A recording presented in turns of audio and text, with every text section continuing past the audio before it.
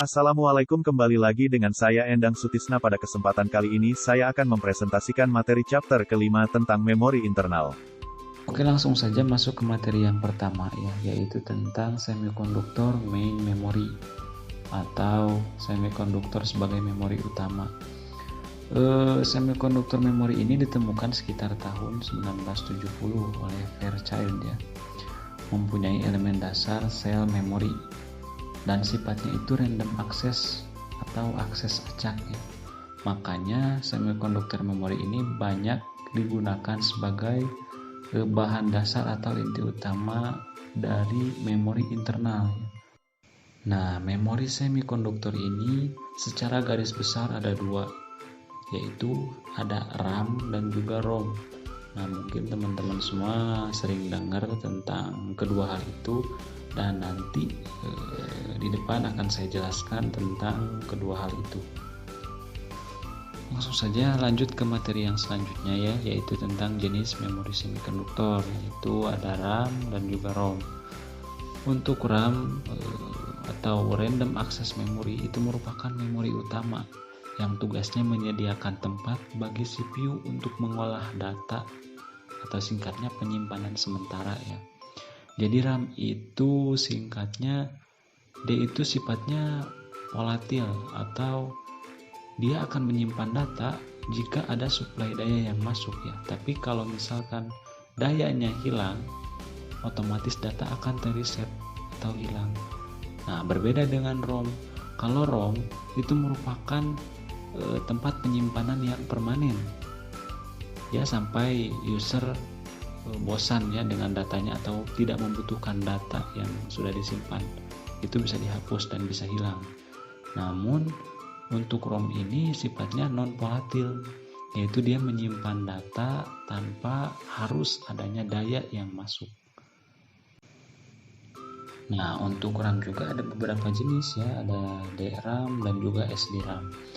Untuk DRAM yaitu Dynamic Random Access Memory, singkatnya merupakan RAM yang menyimpan setiap bit data terpisah dan mempunyai sifat yang perlu di-refresh atau diberi muatan elektronik baru setiap milidetik untuk mengkompensasi kebocoran muatan dari kapasitor.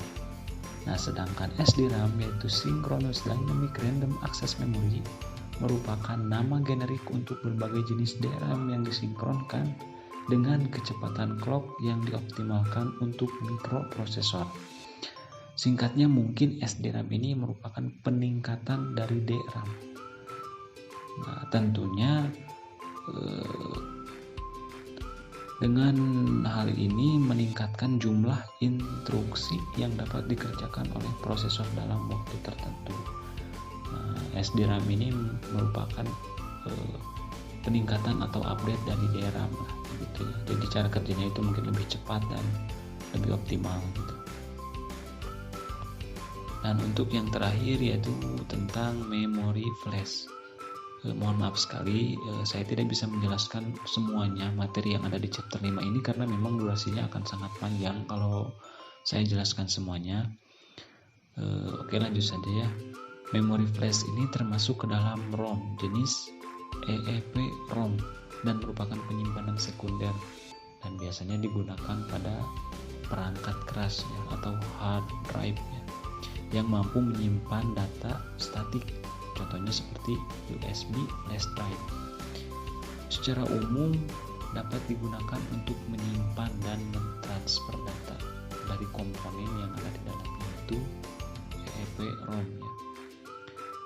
Nah, memori flash ini ada dua jenis, yaitu ada NOR flash dan juga NAND flash.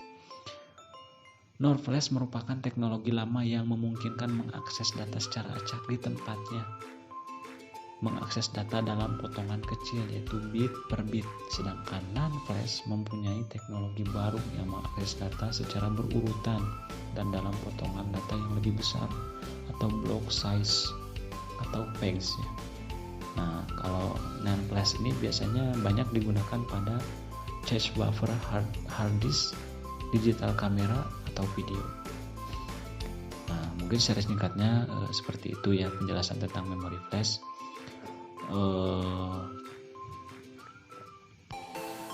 Mungkin hanya sampai sini saya bisa menjelaskan, kurang lebihnya mohon maaf. Wabillahi taufiq wal hidayah. Wassalamualaikum warahmatullahi wabarakatuh.